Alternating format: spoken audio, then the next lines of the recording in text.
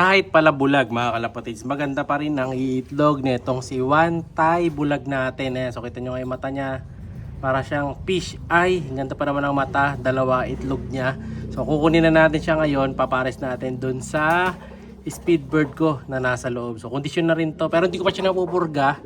Pero nung nakarang araw, pinurga ko yun sila pantubig.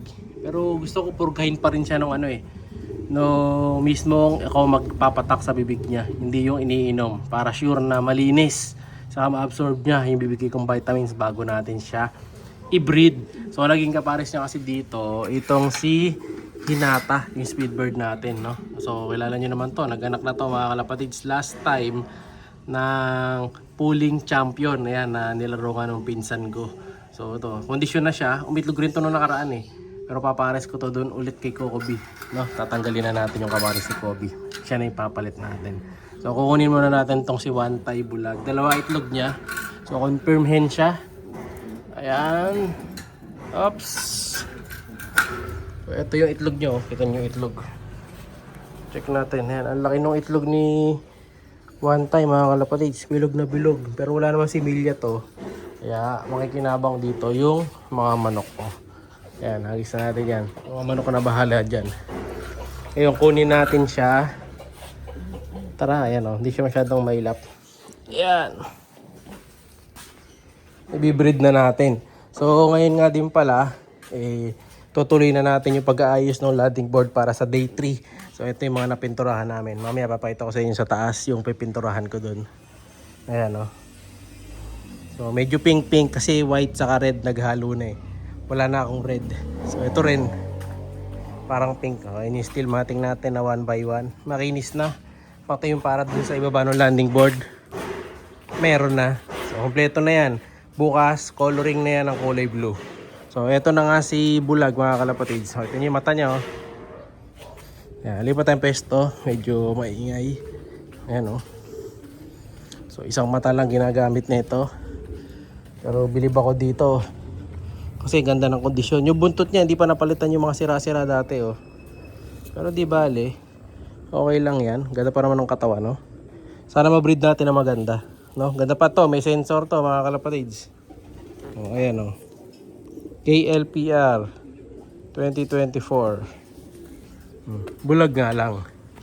Yan, papares na natin siya dito. Ito mga kapares ni bulag mga kalapatids. Iyon, no? Yan. Diyan natin siya papares. Kunin natin to para ma-compare natin saka kung paano forma nila pagka magkatabi na. Tingnan natin. Let's go! Siya si Idol Madla, nakakahanga, may mga hawak, gandang linyada. Ika'y inspirasyon kung bakit hanggang ngayon ako'y palaging kumakarera. Eto mga kalapatids, yung pagpaparisin natin ngayong araw na to. Ayan, sa day 3 ng ating roof renovation. So ayan siya, ayan, oh. Ganda na mga kalapatids ni Taiwan bulag. So isang bulag nga na Wantay bird, saka isang SBR Vandenbroek. So speedbird to. Ayan, lahi ni Batman. Ganda, oh. Pag magkatabi sila, eto silang dalawa. Ayan, sa side na to maganda si bulag. Pero sa side na to, ayan, medyo pangit ang mata niya. Pero di bale, papares naman na maganda to. Saka nakita ko naman nag-itlog. So tingnan na lang natin kung makakasta rin siya na maayos, no? Dahil nga bulag siya. Pero makakasta to kasi babae naman, Siguro kung barako siya, mahirapan. So ito naman yung isa. So si Taiwan bulag ito. Lalagay ko na doon sa baba,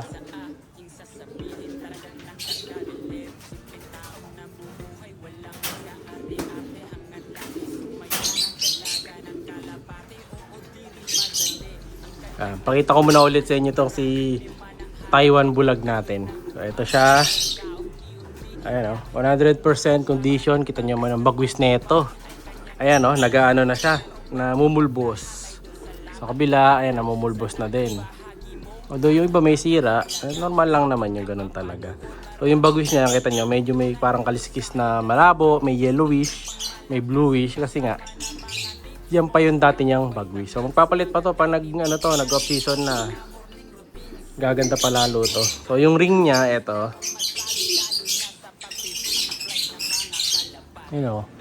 Intact pa mga kalapatid. So yung SIM card. Ayan, ang ganda. Transparent ring. Sa kabila, yung kanyang KLPR 2024. Ito, di ko alam kung natawag dito. So, paki-comment naman mga kalapatid ko natawag dito. So, ayan siya. Diba? Gandang ibon. Imported one Thai bird, bulag lang. So, yung kaparis niya, ito naman. So, yung kaparis na bulag, ito. Isang off color. Di ko alam kung anong tawag sa gantong kulay. So, comment kayo kung anong tawag sa gantong kulay. Ayan ah. Siyang saddle na kakaiba kulay eh. Yung mata niya, hindi naman bulleye. Medyo dark lang. Ayan, pero parang bulleye yata siya. Medyo bulleye nga. Madilim eh. So ayan, white flight na parang Andalusian yata to. Oh, ayan oh. Parang yung bagwis niya, parang sinulat ng lapis. So parang paro-paro, parang ganun. Ayan, yung buntot nito, ayun ang kulay na buntot niya oh. Halo-halo ang buntot eh. So off color siya, speed bird, no? So tinabi ko to kasi kakaiba kulay. Saka lahi ito nung Vandenbroek natin, no? So apo na to ni Duggies, na lahi nila ducks ng mga ating multiple pooling saka lap winners, no? So ito yung papares natin. So tatabi ko na siya doon sa baba. Ayan, kunin natin. So ito, payatot ang katawan nito mga kalapatids eh. Bangkain. Pero si Taiwan, lapad. Ayun, ewan ko kung anong kinakain niya sa loob doon. Yeah. Ayan, magtatabi na sila dito. So, hindi natin pwede pagsamahin kasi nga bulag yung sa niya mata. Baka mamaya dukutin na ito. No? Tingnan natin kung ano magiging reaction. Pero malakas bumarako to mga kalapatids. Pero first niya makakapare si Taiwan bulag if ever. Ayun, kumakain siya ng grit yata yung nandun eh. So, tingnan na lang natin kung magpe-pair to. No? Tapos pag nag-pair sila, tatanggalin ko na sila dito. Doon na sila mapupunta. Sa kabilang side. No? So, ayan ang ating pairing for today. At ngayon, pakita ko na sa inyo yung ginagawa natin dun sa loob. Kailangan na natin kasi matapos yun sa Sabado. No? So, ito, nagpakain na rin nga ako ngayon para dire-diretso na tayo dun sa kabila. No? So inayos ko na rin yung iba natin mga young birds dito. Ayan o. Saka ko na sa inyo ipapakita yung mga young birds na available. So may mga available tayo dito kasi yung iba kasi nakasalang na sa ending. Tulad nung isa dito nakasalang na sa ending. Ito naman pang Dreamloft tong tatlo. So yung mga pangsalang sa ending ito pwede yung dalawa na yan.